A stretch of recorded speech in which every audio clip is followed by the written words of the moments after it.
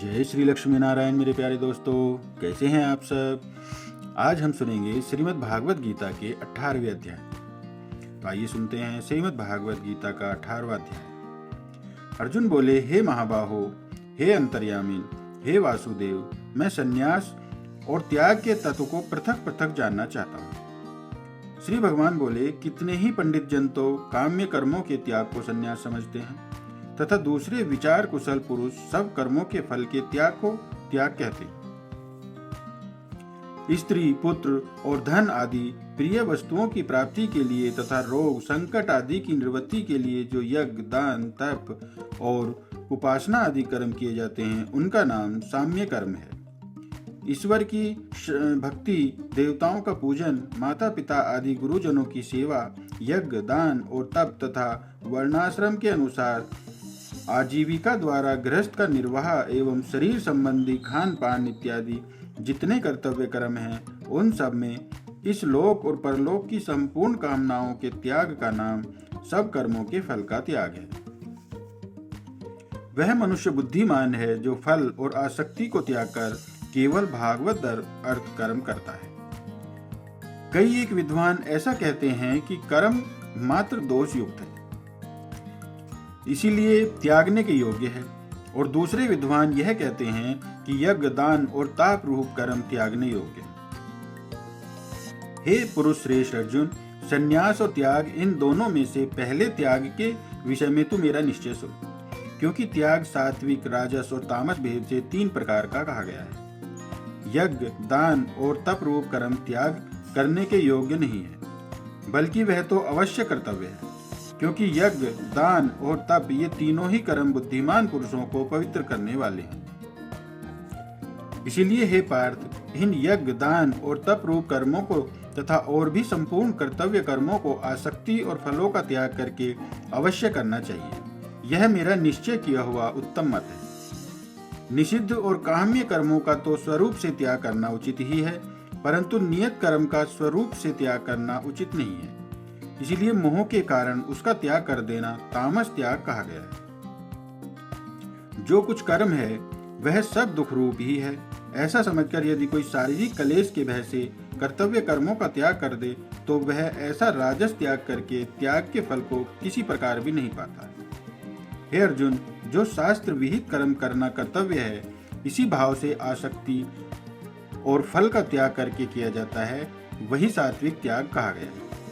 जो मनुष्य अकुशल कर्म से तो द्वेष नहीं करता और कुशल कर्म में आसक्त नहीं होता, वह शुद्ध सत्व गुण से युक्त पुरुष, संशय रहित, बुद्धिमान और सच्चा त्यागी है।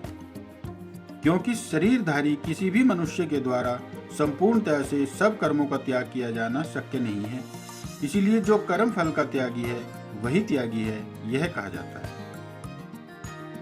कर्म फल का त्याग न करने वाले मनुष्यों के कर्मों पर तो अच्छा, बुरा और मिला हुआ ऐसे 3 प्रकार का फल मरने के पश्चात अवश्य होता है, किंतु कर्म फल का त्याग कर देने वाले मनुष्यों के कर्मों का फल किसी काल में भी नहीं होता।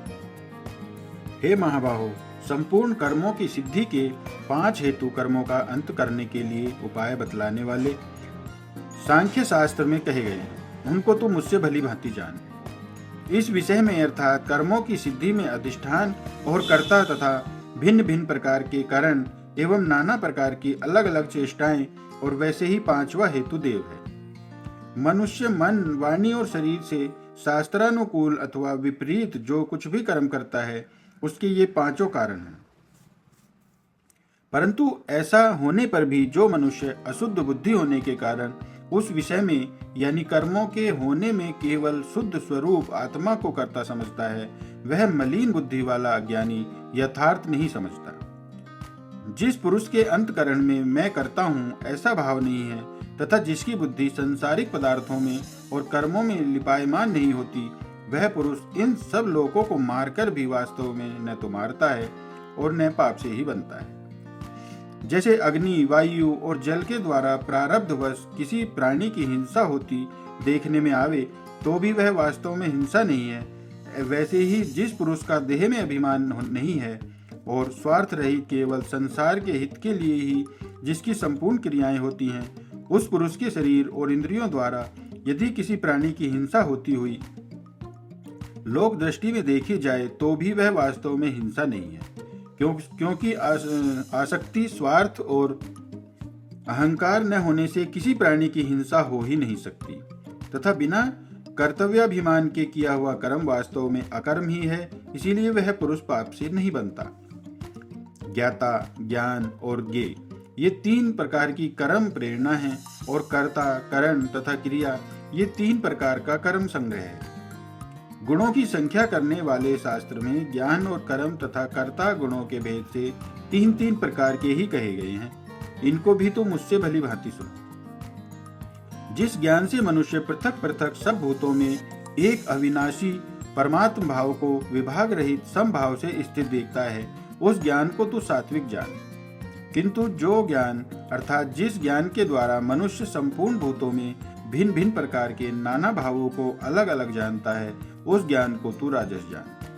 परंतु जो ज्ञान एक कार्य रूप शरीर में ही संपूर्ण के सदृश आसक्त हैं, तथा जो बिना युक्ति वाला सात्विक अर्थ से रहित और तुच्छ है, वह तामस कहा गया है। जो कर्म शास्त्र विधि से नियत किया हुआ और कर्तापन के अभिमान से रहित हो तथा फल न चाहने वाले पुरुष द्वारा बिना राग द्वेष के किया गया हो, वह सात्विक कहा जाता है।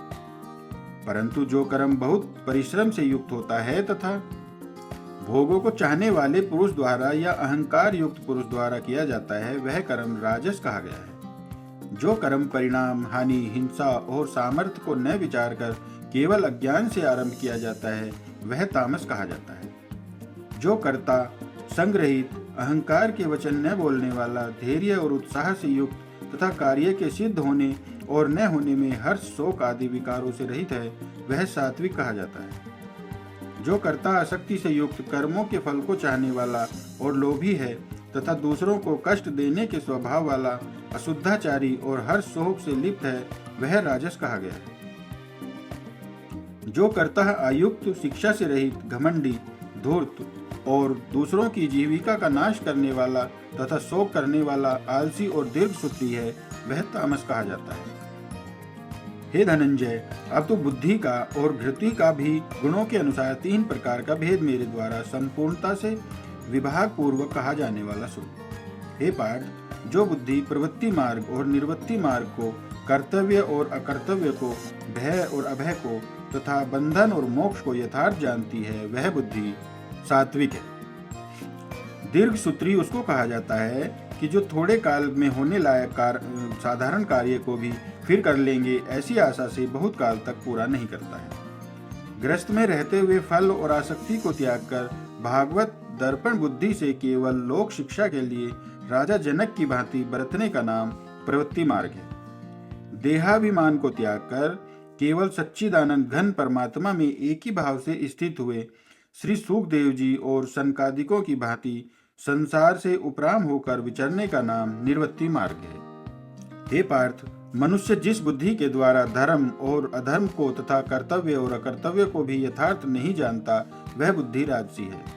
हे अर्जुन, जो तमोगुण से घिरी हुई बुद्धि अधर्म को भी यह धर्म है ऐसा मान लेती है तथा इसी प्रकार अन्य संपूर्ण पदार्थों को भी विपरीत मान लेती है, वह बुद्धि तामसी है। हे पार्थ, जिस अव्यभिचारिणी धारण शक्ति से मनुष्य ध्यान योग के द्वारा मन, प्राण और इंद्रियों की क्रियाओं को धारण करता है, वह घृति सात्विकी है। भागवत विषय के सिवाय अन्य सांसारिक विषयों को धारण करना ही व्यभिचारण दोष है।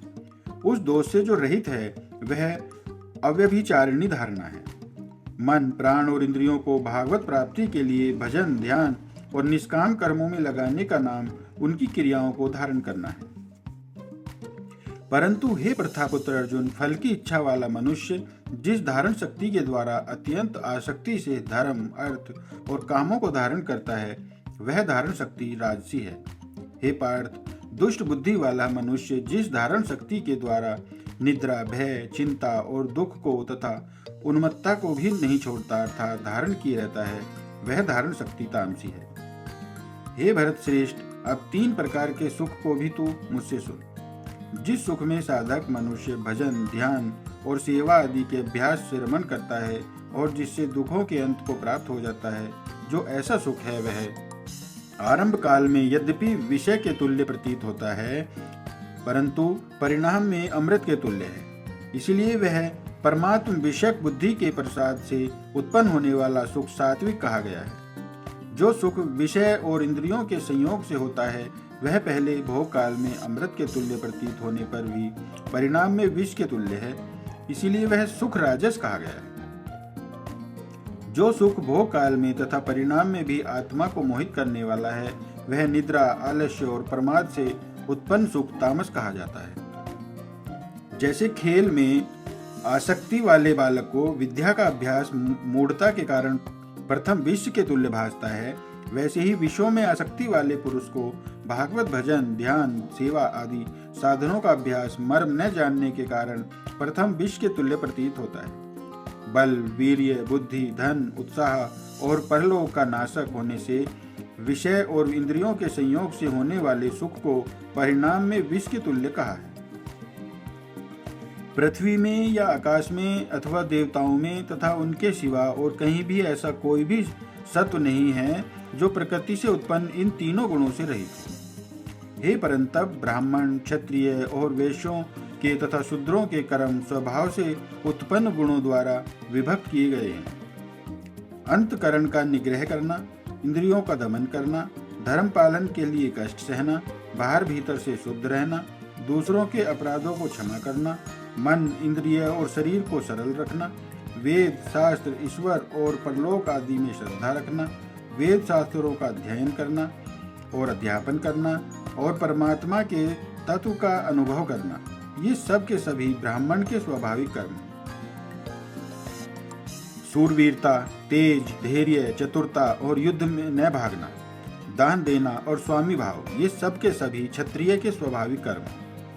खेती, गोपालन और क्रय विक्रय, सत्य व्यवहार, ये वैश्य के स्वाभाविक कर्म हैं तथा सब वर्णों की सेवा करना शूद्र का भी स्वाभाविक कर्म है।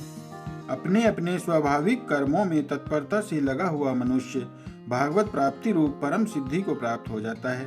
अपने स्वाभाविक कर्म में लगा हुआ मनुष्य जिस प्रकार से कर्म करके परम सिद्धि को प्राप्त होता है, उस विधि को तो सुन।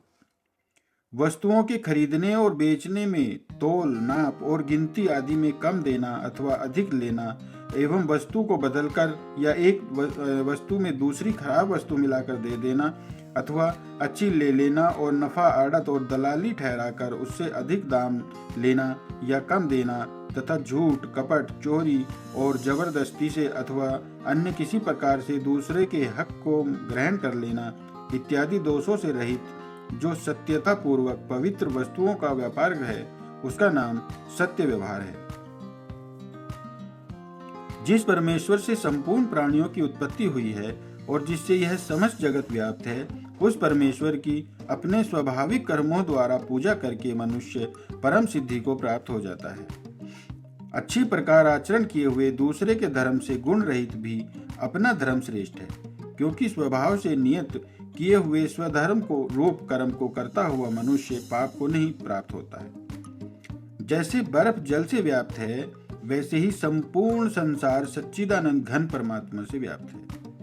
जैसे पतिव्रता स्त्री पति को ही सर्वस्व समझकर पति का चिंतन करती हुई पति के आज्ञा अनुसार पति के ही लिए मन, वाणी, शरीर से कर्म करती है, वैसे ही परमेश्वर को ही सर्वस्व समझकर परमेश्वर का चिंतन करते हुए परमेश्वर की आज्ञा के अनुसार मन, वाणी और शरीर से परमेश्वर के ही लिए स्वाभाविक कर्तव्य कर्म का आचरण करना कर्म द्वारा परमेश्वर को पूजना है।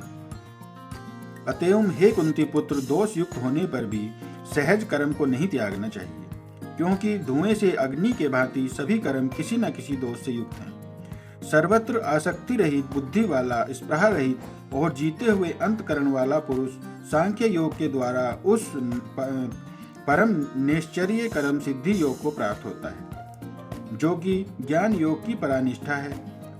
उस निष्कर्म्य सिद्धि को जिस प्रकार से प्राप्त होकर मनुष्य ब्रह्म को प्राप्त होता है, उस प्रकार को हे कुंती पुत्र तू संक्षेप में ही मुझसे समझ।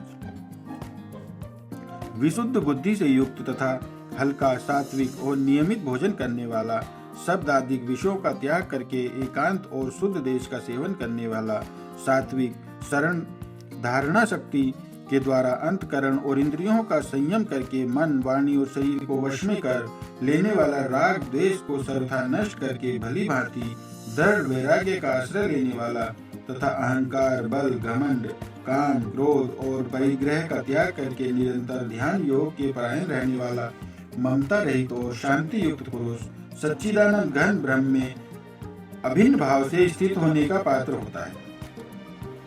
फिर वह सच्चिदानंद घन ब्रह्म में एक ही भाव से स्थित प्रसन्न मन वाला योगी न तो किसी के लिए शोक करता है और न किसी की आकांक्षा ही करता है। ऐसा समस्त प्राणियों में समभाव वाला योगी मेरी पराभक्ति प्राप्त हो जाता है। उस पराभक्ति के द्वारा वह मुझ परमानंद परमात्मा को मैं जो हूँ और जितना हूँ ठीक वैसा का वैसा तत्व से जान लेता है तथा उस भक्ति से मुझको तत्व से जानकर तत्काल ही मुझ में प्रविष्ट हो जाता है। मेरे परायण हुआ कर्मयोगी तो संपूर्ण कर्मों को सदा करता हुआ भी मेरी कृपा से सनातन अविनाशी परम पद को प्राप्त हो जाता है। सब कर्मों को मन से मुझ में अर्पण करके तथा समबुद्धि रूप योग को अवलंबन करके मेरे परायण और निरंतर मुझ में चित्त वाला हो, जो तत्व ज्ञान की पराकाष्ठा है तथा जिसको प्राप्त होकर और कुछ जानना बाकी नहीं रहता, वही यहाँ पराभक्ति ज्ञान की परानिष्ठा, परम निष्कर्य कर्म सिद्धि और परम सिद्धि इत्यादि नामों से कही गई है। उपयुक्त प्रकार से मुझ में चित्त वाला होकर तू मेरी कृपा से समस्त संकटों को अनायास ही पार कर जाएगा और यदि अहंकार के कारण मेरे वचनों को न सुनेगा तो नष्ट हो जाएगा, अर्थात परमार्थ से भ्रष्ट हो जाएगा।